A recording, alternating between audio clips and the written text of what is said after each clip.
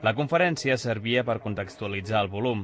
I donar-lo a conèixer en un context més general del que és el segle XIX. Per això hem triat com a conferenciant en Josep Pich, que han marcat el segle XIX i la importància d'aquest llibre dintre del segle XIX, ja que tracta de forma molt important alguns fets com la Guerra del Francès o les guerres carlistes, o tot el desenvolupament intel·lectual, en bona part relacionat amb el catalanisme polític, on doncs, hi ha diferents persones relacionades amb Vilafranca que tenen una gran importància a la segona meitat del segle XIX.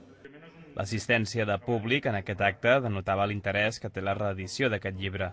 Bé, la veritat és que el llibre ha tingut molt bona acollida, és un llibre que molta gent desitjava poder-lo tenir i doncs, fins ara només es podia consultar en una biblioteca. I penso que la gent, les coses relacionades amb la història de la vila i de la comarca doncs, tenen interès, no? Avui hi havia diferents actes i doncs, aquí s'ha congregat un nombrós públic. No?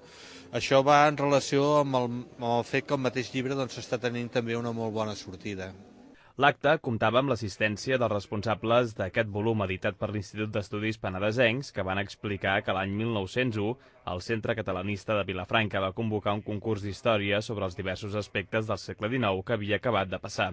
El resultat dels treballs premiats en aquella convocatòria va ser l'edició l'any 1902 del volum El Penedès al segle XIX, que acollia un estudi d'Antoni Martorell i Panyella sobre l'agricultura i la indústria i el comerç, un segon de Ramon Esclasens i Milà sobre la història política i social del segle XIX i un tercer de Claudi Mas i Jornet sobre el moviment artístic i intel·lectual.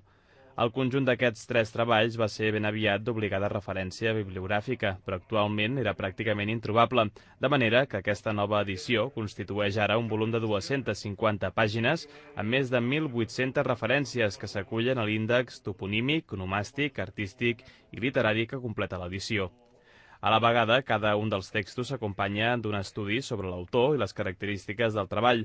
El dedicat a l'agricultura, comerç i indústria ha anat a càrrec de l'historiador Raimon Soler. El dedicat al moviment polític i social ha estat estudiat per l'historiador Ramon Arnabat i el del moviment intel·lectual i artístic per Joan Soler i Bordes, qui també ha tingut cura de l'edició normalitzant l'ús de la llengua catalana, que en l'edició original no comptava amb cap mena de criteri.